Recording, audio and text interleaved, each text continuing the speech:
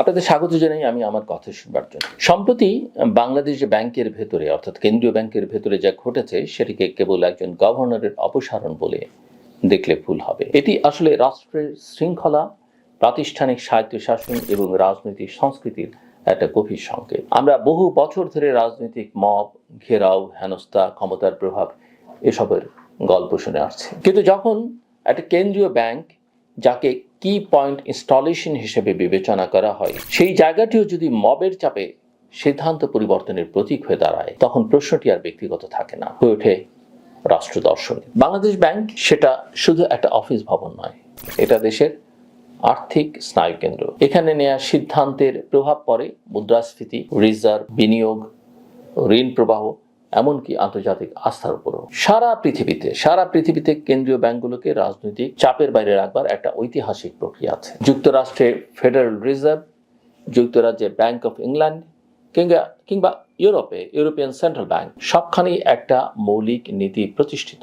মুদ্রানীতি রাজনৈতিক সরকারের দৈনন্দিন চাহিদা অনুযায়ী নয়, দীর্ঘমেয়াদী স্থিতিশীলতার লক্ষ্যে পরিচালিত হবে। এমনকি রাজনৈতিক উথাল পাতাল সময়েও এই প্রতিষ্ঠানগুলো সচরাচর জনতার চাপের মঞ্চে পরিণত হয় না। আমাদের ক্ষেত্রে দুর্ভাগ্যজনক হলো সত্য, দৃশ্যটা ভিন্ন। বাংলাদেশ ব্যাংকের ভেতরে বছরের পর বছর ধরে ক্লাব, সমিতি, রং ভিত্তিক দল, রাজনৈতিক ফোরাম সব মিলিয়ে একটা সমান্তরাল ক্ষমতার সংস্কৃতি তৈরি হয়েছে। এটা কেবল শ্রমিক ইউনিয়নের প্রশ্ন নয়, এটা প্রাতিষ্ঠানিক শৃঙ্খলার প্রশ্ন।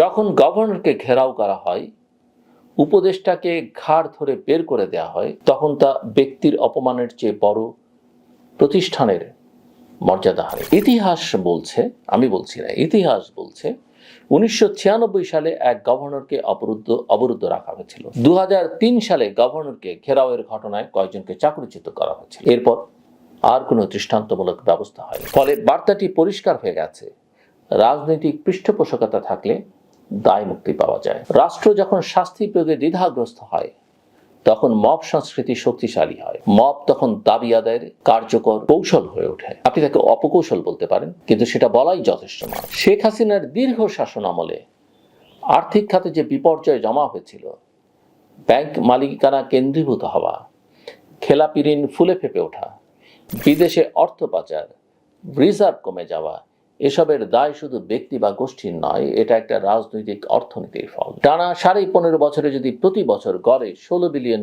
দেশ থেকে বেরিয়ে যায়, তাহলে সেটা কেবল আর্থিক অপরাধ নয়, প্রাতিষ্ঠানিক ব্যর্থতা। সেই বাস্তবতায় দাঁড়িয়ে অন্তর্বর্তী সময়ে ডক্টর আহসান এস মনসুরকে গভর্নর করা হয়েছিল। তখন অর্থনৈতিক কার্যত মেলডাউনের প্রান্তে ছিল। তিনি সব ভালো করেছেন এমনটা হয়তো বলা যাবে না, কোনো সিদ্ধান্ত নিয়ে প্রশ্ন আছে, কিন্তু তার সময় রিজার্ভ পুনরুদ্ধার হয়েছে, বাজার ভিত্তিক বিনিময় হার চালু হয়েছে, ডলারের দাম স্থিতিশীল রাখা গেছে, অন্তত ব্যাংকিং খাতের প্রকৃত চিত্র লুকোনোর প্রবণতাটা কমেছে। খেলাপি ঋণের হার বেড়ে 36% ছাড়িয়েছে, কিন্তু সেটি নতুন সৃষ্টি নয়, বরং পূর্ববর্তী গোপন বাস্তবতার প্রকাশ।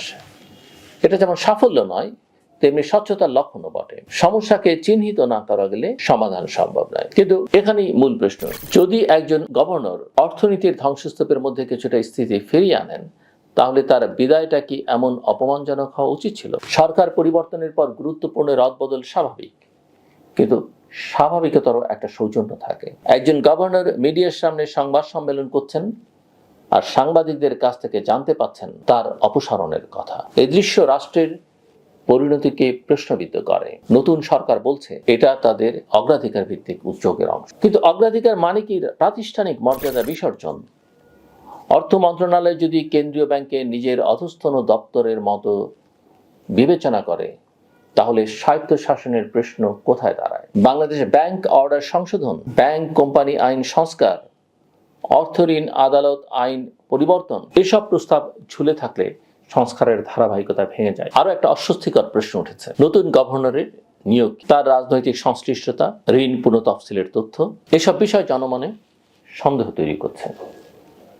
একজন কেন্দ্রীয় ব্যাংক গভর্নরকে শুধু দক্ষ অর্থনীতিবিদ হলেই চলে না, তাকে হতে হয় নিরপেক্ষ, দৃঢ় এবং রাজনৈতিক চাপের বাইরে দাঁড়াতে সক্ষম। অতীতের অভিজ্ঞতা আমাদের শেখায় কেন্দ্রীয় ব্যাংক অর্থ মন্ত্রণালয়ের সম্প্রসারিত অংশ নয়, বা অংশ যদি হয়ে যায় তাহলে মুদ্রানীতি রাজনৈতিক উদ্দেশ্যে ব্যবহৃত হয়। এই অপসারণের পদ্ধতি অর্থাৎ ডক্টর আহসান মনসুরের অপসারণের পদ্ধতি আরো বড় সংকেত বহন করে।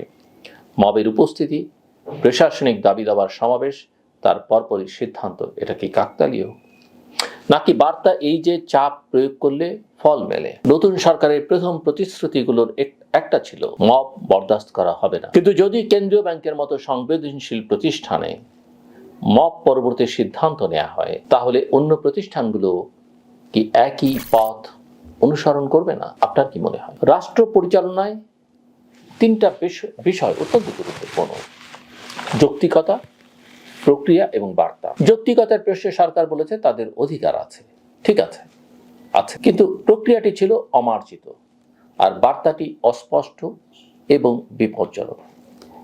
আন্তর্জাতিক বাজারে আস্থা একটা নাজুক জিনিস। ইন্টারন্যাশনাল মনিটারি ফান্ড অর্থাৎ IMF, ওয়ার্ল্ড ব্যাংক কিংবা রেটিং এজেন্সিগুলো শুধু পরিসংখ্যান দেখে না, তারা রাজনৈতিক স্থিতিশীলতা ও প্রাতিষ্ঠানিক ধারাবাহিকতাও দেখে। একজন গভর্নরের নাটকীয় অপসারণ তাদের কাছে ঝুঁকির ইঙ্গিত হতে পারে। আমরা এমন এক সময় আছি যখন বৈদেশিক ঋণের কিস্তি বাড়ছে, বিনিয়োগ জিডিপি অনুপাত কমছে, বৈদেশিক বিনিয়োগ স্থবির।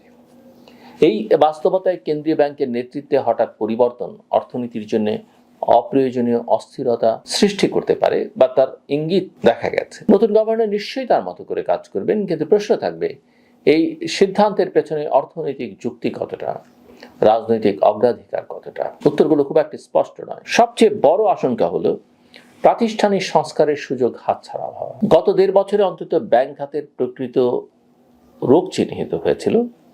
এখন যদি আবার রাজনৈতিক প্রভাবের ছায়া ঘনীভূত হয়, তাহলে সংস্কারের গতি থমকে যাবে। আর্থিক খাতের পুনর্গঠন দীর্ঘমেয়াদী কাজ, এটা ব্যক্তি নির্ভর নয়, নীতি নির্ভর।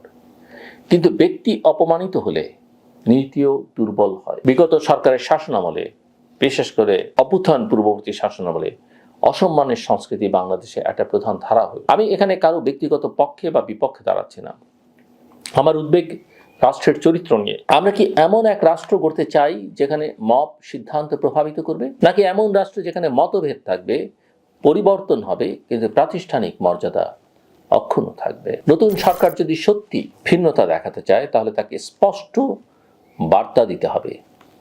কোনো প্রতিষ্ঠান মবের মাধ্যমে দাবি আদায় চলবে না। কোনো প্রতিষ্ঠানে দোষী যেই হোক, রাজনৈতিক রং যাই হোক, শাস্তি হবে। একই সঙ্গে কেন্দ্রীয় ব্যাংকের স্বায়ত্তশাসন নিশ্চিত করতে আইনি সংস্কার এগিয়ে নিতে হবে। নইলে আমরা বারবার একই চক্রে ঘুরব: অবরোধ, অপসারণ, অনিশ্চয়তা।